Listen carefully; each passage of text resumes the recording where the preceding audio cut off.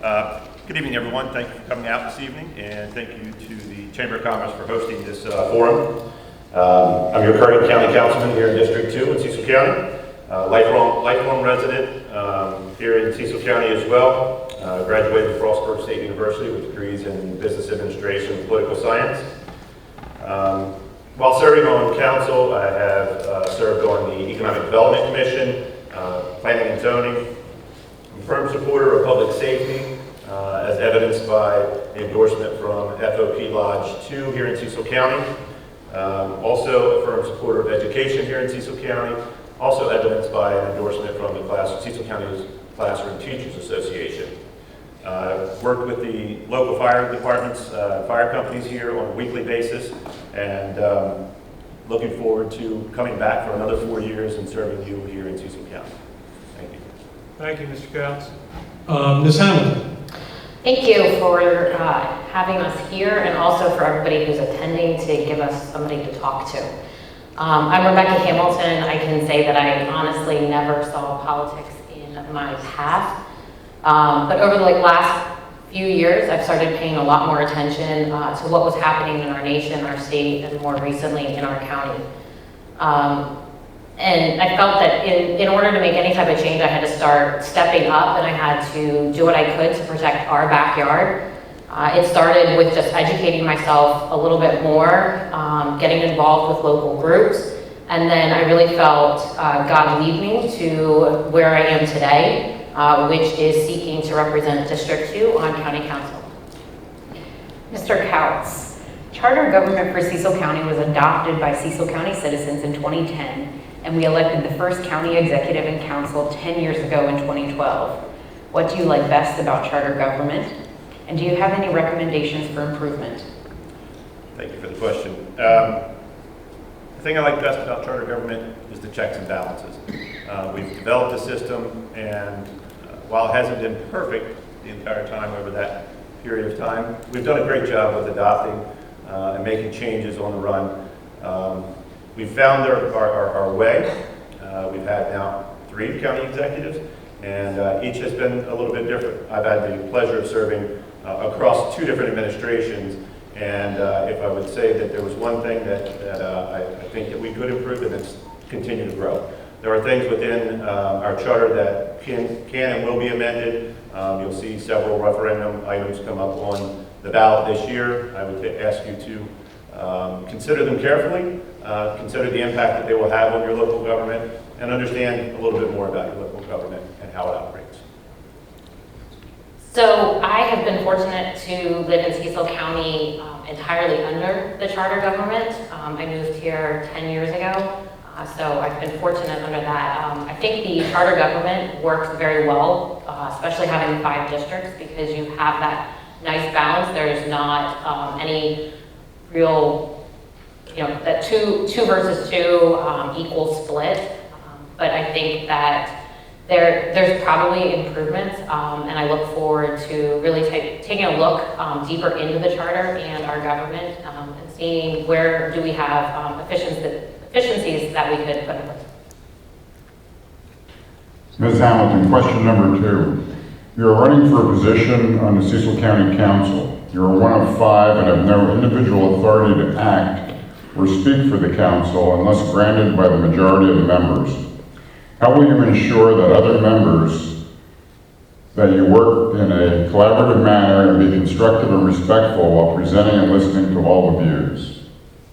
So I think that's being that team player is incredibly important. I do it in my day-to-day life. I'm the manager of Sales Operations Division, so I have to interact with multiple departments for an organization globally. So working together, I think, is one of my strong suits. I can be a little strong-headed, I will admit that, but I'm also incredibly open to feedback and criticism for myself. And I look forward to working with the other members, whoever they may be. Thank you for the question.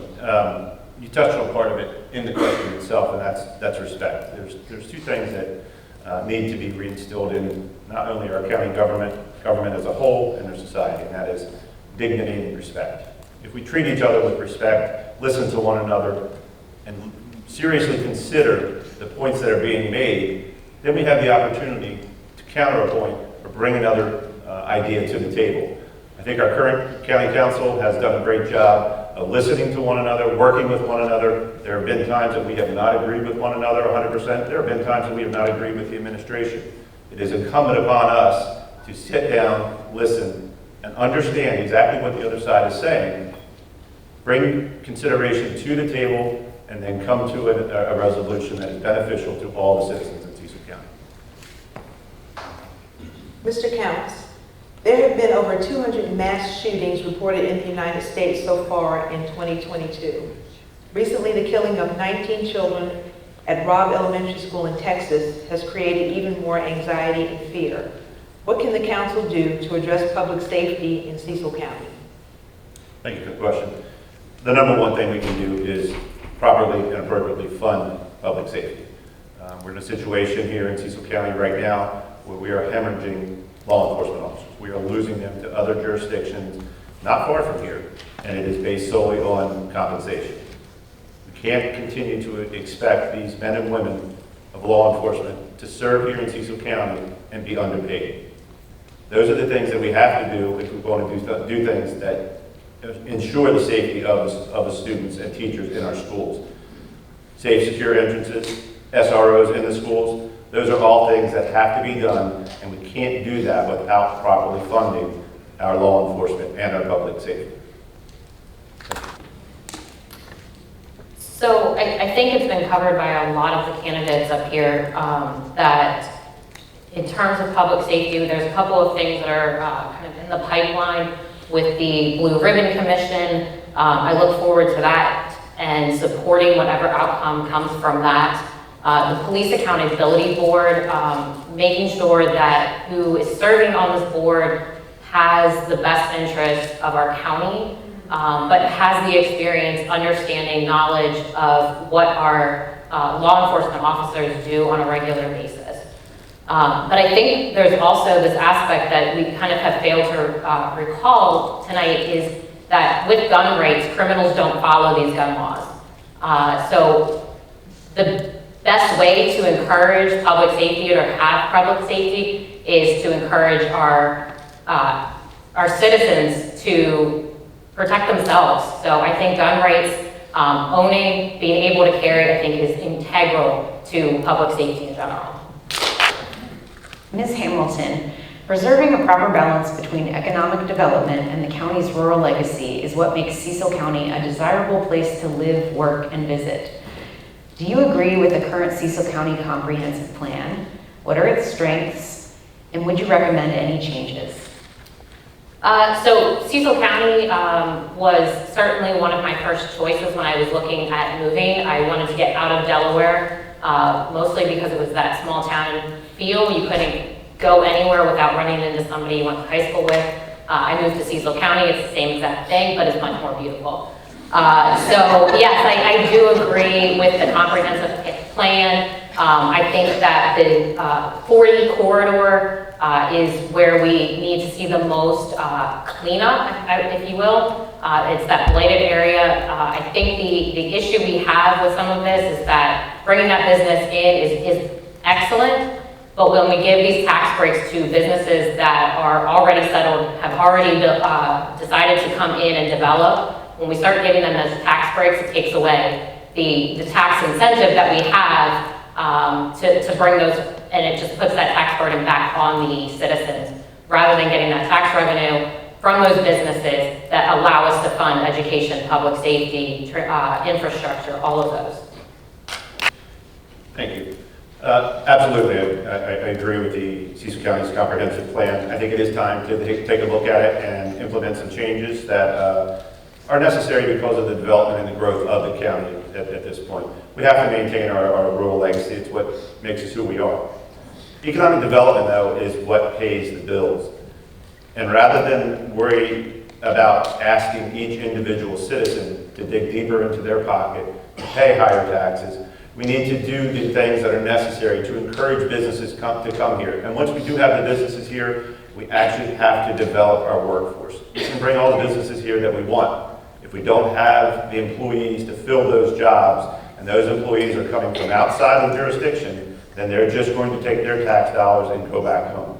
Economic development is the driver that will pay all of the bills that we're talking about without asking the individual citizens to dig deeper into their pocket. Ms. Hamilton, the preamble to the Declaration of Independence includes the statement, "All men are created equal." Easy to understand, yet difficult to achieve. The public schools, community college, and public library institutions are all designed to ensure that all have access to assist their growth, development, and workforce preparedness. As a council member, what will you do to ensure that these three public Cecil County institutions have the necessary local fiscal support to fulfill their stated missions? So the first line, that we are all created equal, part that it doesn't say is that we are entitled to an equal outcome. So part of it is what we put into our schools as citizens. So as a student, it's what you put in is what you're going to get out, just like anything. I think part of it is, as well, is that we are teaching skills, not policy, that we are preparing these students for life, for jobs, not just college, but for trade schools, so that we then are developing those future employees that, put back into our economy. So I think it's taking a look at, where is the funding going and ensuring that the funding that is being provided is being spent wisely on our teachers, on our support, on our students, and not on an administration that's slightly bloated. Well done. Thank you. While it may be difficult to achieve, it's our responsibility to do everything that we can and put every effort that we can into achieving that. Achieving that through these three institutions are the things that will drive our economy. Our better schools, higher education, and access to public libraries are the things that will help develop our workforce and fill those jobs that we are working hard to bring here to Cecil County. As Ms. Hamilton said, it is what you put into it is what you get out of it. If we don't put the adequate resources into those three institutions, then we have nowhere else to look but at ourselves if those institutions aren't turning out what it is that we're looking for to fill the jobs that we're bringing here to Cecil County. Mr. Counts, each year the county government's budget process refers to the maintenance of effort in relation to funding proposed for Cecil County public schools. What is maintenance of effort, and how does the state and county arrive at the amount of maintenance of effort? Maintenance of effort is just that. It is the minimum amount that is required by the county to fund the Board of Education. It's calculated by, as Councilman Miller pointed out, a mathematical equation that takes into account the wealth of the county versus the enrollments of our schools. Meeting the minimum maintenance of effort is not what it's going to take to do exactly what I just spoke about in the last question. If we put the minimum in, then we have to understand that we're going to get the minimum out. Funding our schools to the very basic minimum of what they are required, what we're mandated and required to fund them, is not going to fulfill the obligation that we have to make sure that our schools have the resources available to them to turn out the best students that we can here in Cecil County. Ms. Hamilton, same question. Each year, the county government's budget process refers to the maintenance of effort in relation to funding proposed for Cecil County public schools. What is maintenance of effort? How does the state and county arrive at the amount of maintenance of effort? So I think we all know what maintenance of effort is at this point. I think the important part of it is that, we need to ensure that across our government that we don't have excessive spending, that we're reviewing all departments. It's not just reviewing the school system and saying, oh, take waste out of here and put it over here. It's across our government. I don't think anybody at these tables or anybody that you've heard this evening wants to increase taxes on our citizens. To an extent, I believe what public school requires, it does mean that there's, you know, an increase, especially with the current. But those tax increases put a burden on those students who are already in a low income bracket, that it's adding more families into that. So it becomes an incredibly cyclical issue when you start going down that increased taxes to pay something. My drive to be better and serve better has gotten me this far, and I know that it will serve the county also. I'm not a politician, I'm saved by grace, I'm here in faith. And what I can promise is that I will serve the citizens of Cecil County to the best of my ability, to listen, to learn, and to do what's best for us. Thank you, Ms. Hamilton. Councilman Counts. I'd like to thank the Chamber of Commerce this evening, our moderators, and I'd most importantly like to thank each and every one of you for coming out, taking time out of your evening to come here. This is an important part of our electoral process. It's your opportunity to listen to all of the candidates, and we appreciate you being here. I'd like to ask everyone, almost, not yet. I'd like to ask everyone to get out and vote on July 19th in the primary here, and I'd ask for your vote to allow me to continue to represent you and allow me to continue to work hard for each and every one of you.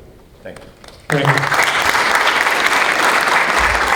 I appreciate you staying for a very long evening, and the important thing to remember is that the people answered, a lot of people answered the same question, but it was the people who are running against each other that makes the difference on what the answer was. But it's only part of the information you need to research regarding your July 19th vote, early voting the week before. I'm very concerned, this is just me personally, that people do not know that there was a primary July 19th. We've never had a primary in the middle of summer, and one of the things that I ask you is make sure that your neighbors, your relatives, all your friends know July 19th is a primary, and it's critically important for local representation. Who's going to take us, you know, over the next 4 years? And with that, I appreciate you being here this evening, and Godspeed.